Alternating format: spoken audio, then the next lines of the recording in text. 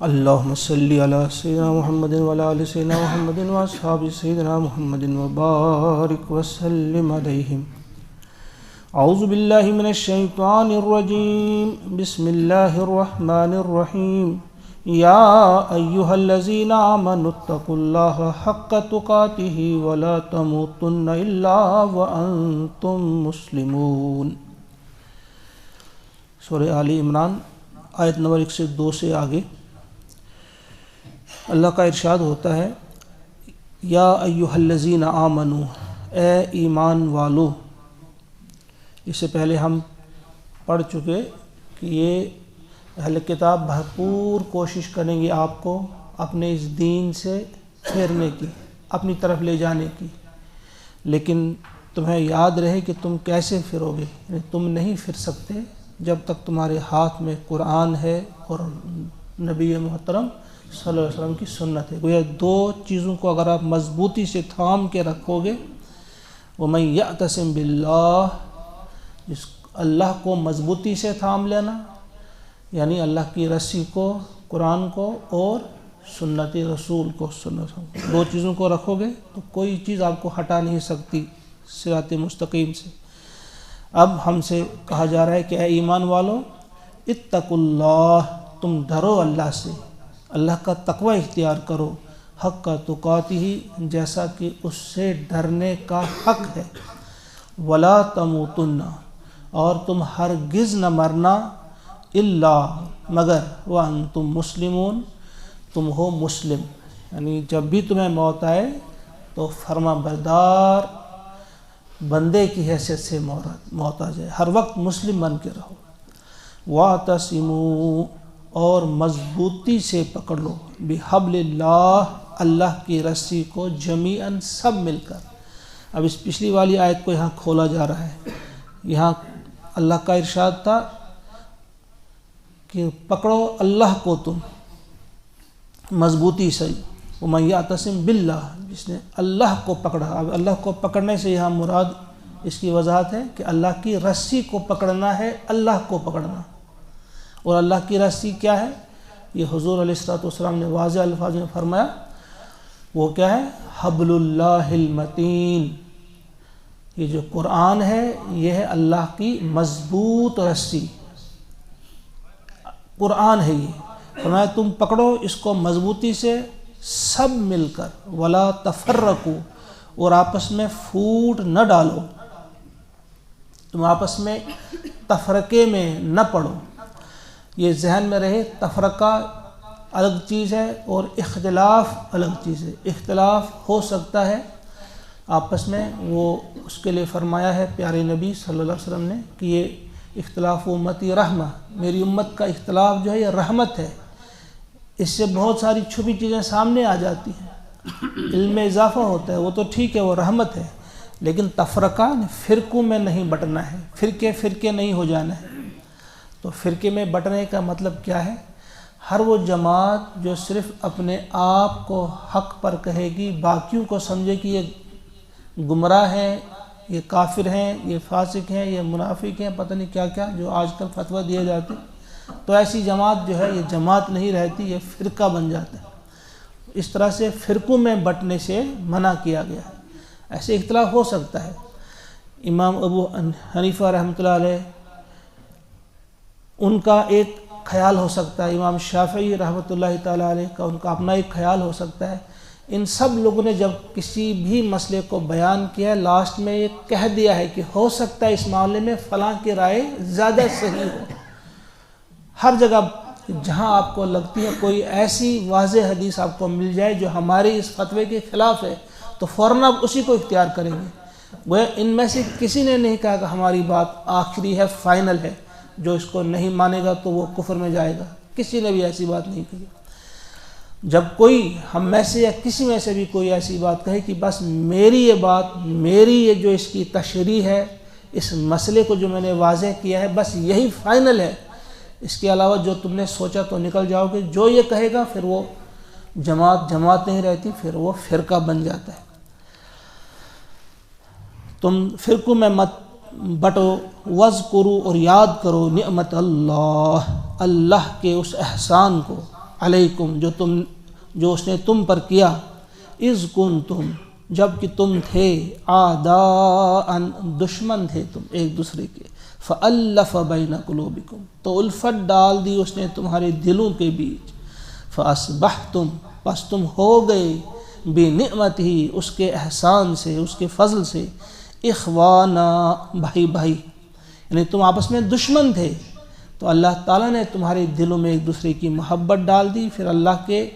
احسان سے، اللہ کے فضل سے تم بھائی بھائی بن گئے۔ وَكُنْتُمْ اور تم تھے، عَلَى شَفَا حُفْرَةٍ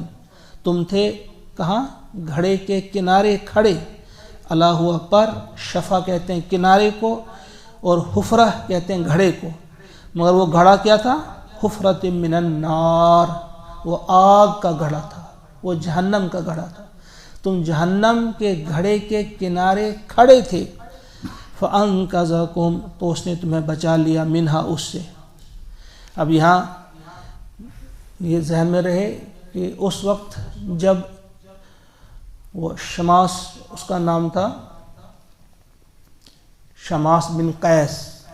اس نے دیکھا کہ یہ مسلمان جو ہے آپس میں اتنے شیر و شکر ہیں، اتنی محبت سے ہیں، خصوصاً اوس اور خزرج کے جو دو قبیلے تھے جو آپس میں ہمیشہ لڑتے تھے،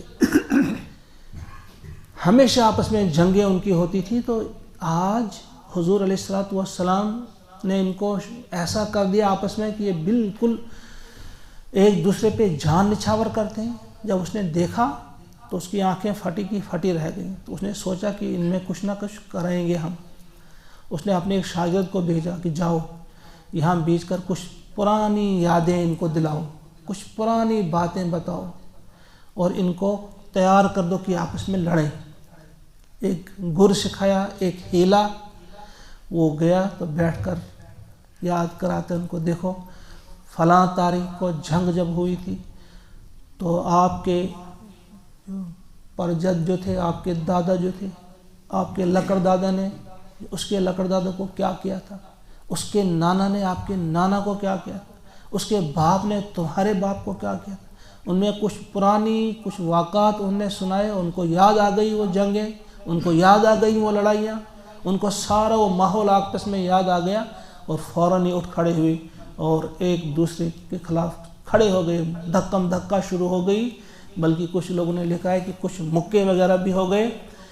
اب انہوں نے کہا کہ چلو کر دو ڈیٹ فکس، فلاں ڈیٹ کو ہم دوبارہ جنگ کریں گے، دیکھیں گے آج ہم تمہیں دکھائیں گے۔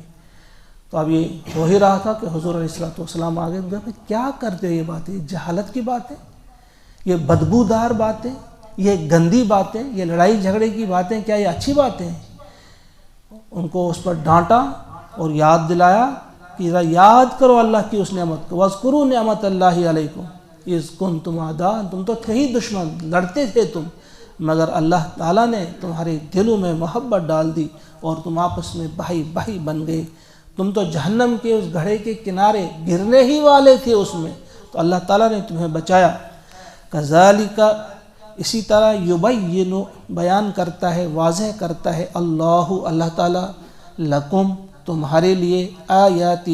اپنی آیات، لعلکم تہتدون تاکہ تم ہدایت پاؤ۔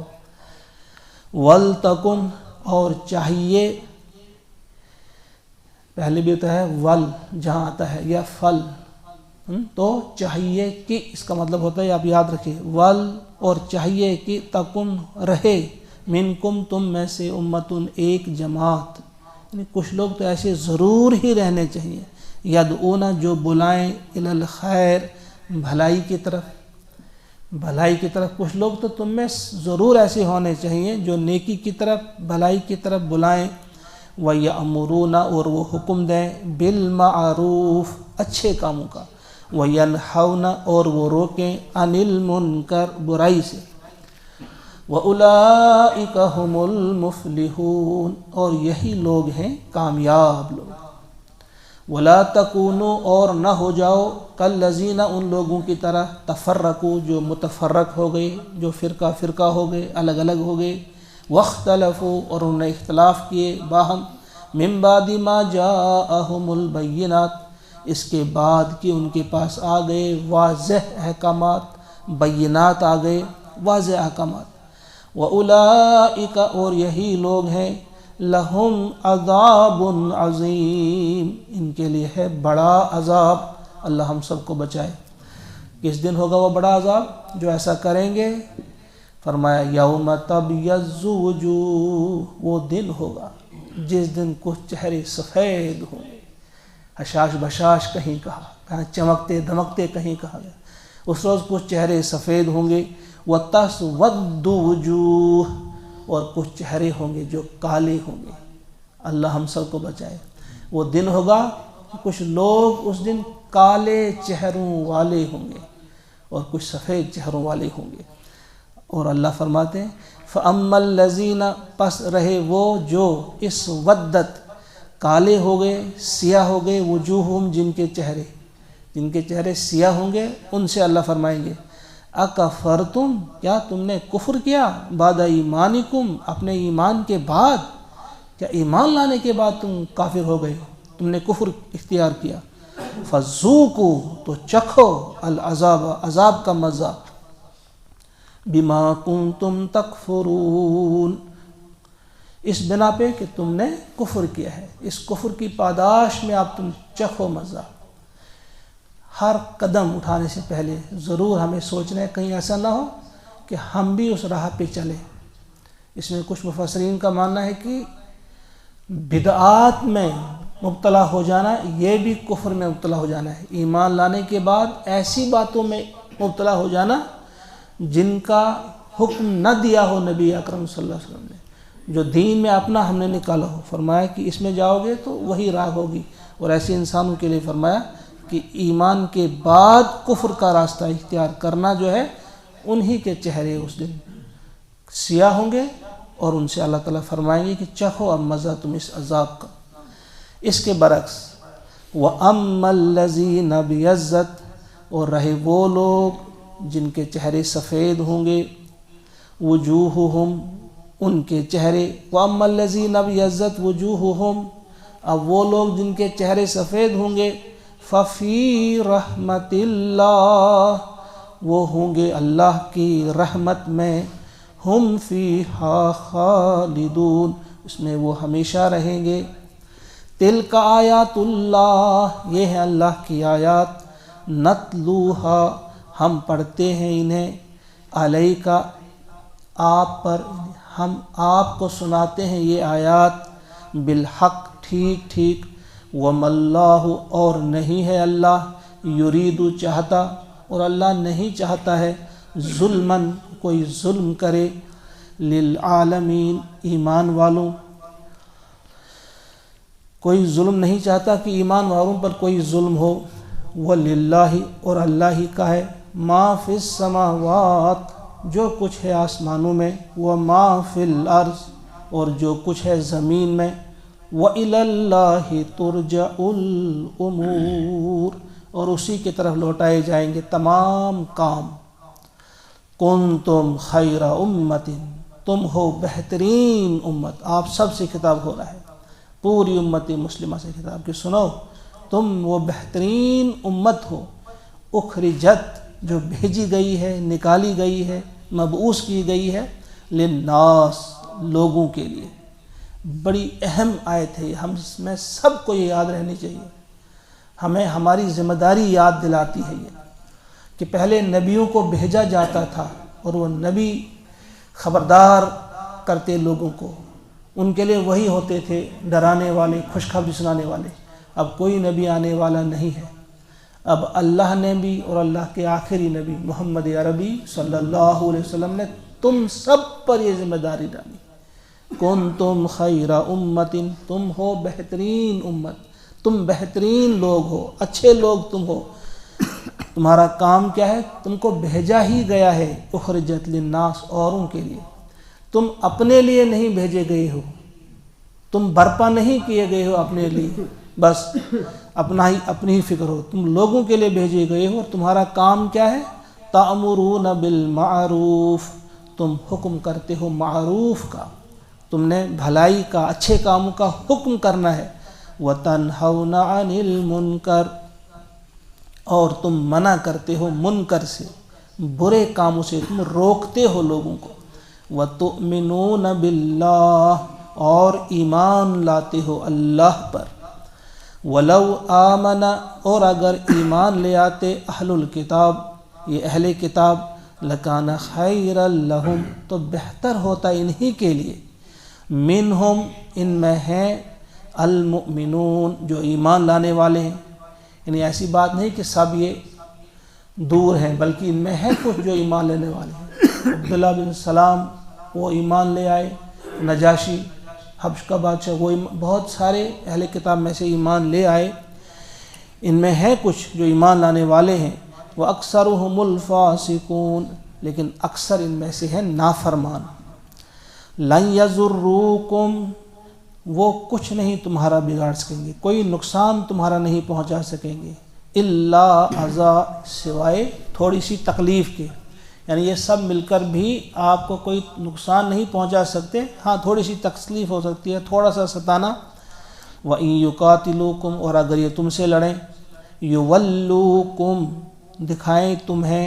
الادبار پیٹھ، یعنی پیٹھ پھینک کر بھاگ جائیں، تمہارا مقابلہ یہ سب مل کر نہیں کر سکتے۔ ثُمَّ لَا يُنصَرُونَ پھر ان کی مدد نہیں کی جائے گی۔ ضُرِبَتْ عَلَيْهِمُ الذِّلَّةُ چسپان کر دی گئی ہے ان پر ذلت، أَيْنَمَا ثُقِفُوا جہاں بھی یہ پائے جائیں، إِلَّا بِحَبْلٍ مِّنَ اللَّهِ ہاں اللہ کا سہارا انہیں کہیں مل جائے تو مل جائے، وَحَبْلٍ مِّنَ النَّاسِ اور لوگوں کا سہارا اگر انہیں کہیں مل جائے۔ یہ یہودیوں کا تذکر یہاں پر خصوصاً کہ ان پر ذلت مسلط کر دی گئی ہے، ان کے لیے کوئی سہارا نہیں، کوئی ٹھکانہ نہیں، ہاں اللہ ہی کہیں ان کے لیے کوئی سہارا دے دے، یا کچھ لوگ جیسے آج تک ہم دیکھتے ہیں، اگرچہ اپنا ملک بھی اب ان کو ہے لیکن وہ بھی کس کے سہارے ہیں، وہ جو عیسائی ہیں نصارہ ہیں ان کے سہارے ہیں، امریکہ برطانیہ کے سہارے وہاں پہ رہ سکتے ہیں، ورنہ ان کے لیے یہ ہمیشہ ان کے محتاج رہیں گے۔ الا بحبل من اللہ وحبل من الناس وباؤ اور یہ گھرے ہیں بغضب من اللہ اللہ کے غضب میں، ان پر اللہ کا غضب ہے، وضربت اور چسپان کر دی گئی ہے، ڈال دی گئی ہے، علیہم ان پر المسکنہ محتاجی، ہمیشہ محتاج رہیں گے۔ ذالکہ یہ ایسا اس لیے اب آپ کہیں گے کہ بھئی غلطی پہلو نے کی تو ان پر آج تک یہ سزا کیوں بھگت رہے ہیں؟ اصل میں اس کی وجہ یہ ہے کہ انہوں نے انہی کا راستہ پکڑا ہے، وہ انہی کے نقش قدم پر چلتے ہیں، ورنہ اگر آج بھی یہ ایمان کا راستہ اختیار کریں تو ان کے لیے یہ کچھ نہیں ہوگا۔ ذالک بانہم ایسا اس لیے ہے کہ یہ سب کیا ہے، کانو یہ تھے یکفرون انکار کرتے بآیات اللہ اللہ کی آیات کا، ویقتلون الانبیاء اور قتل کرتے تھے یہ نبیوں کو، بغیر حق ناحق قتل کرنے سے مراد کیا ہے، یہاں کوئی بہانہ بھی ان کے پاس نہیں ہوتا تھا، بغیر بہانے کے قتل کرنے والے ہیں یہ نبیوں کے۔ ذالک اور ایسا ہے بما عصوا کہ انہوں نے نافرمانی کی، وکانوا یعتدون اور تھے یہ حد سے بڑھ جاتے، یہ حد سے بڑھ جانے والوں میں سے ہیں۔ اللہ تعالی ہم سب کو توفیق عطا فرمائے کہ ہم ان آیات کو ٹھیک طرح سے سمجھنے میں کامیاب ہو جائیں اور انہی کے مطابق، ان ہدایات کے مطابق اپنی زندگیوں کو سنوارنے کی ہم سب کو اللہ تعالیٰ توفیق عطا فرمائے۔ ربنا تقبل منا انک انت السمیع العلیم وتب علینا انک انت التواب الرحیم، وصلی اللہ وسلم علی سیدنا و مولانا محمد وآلہ واصحابہ اجمعین برحمتک یا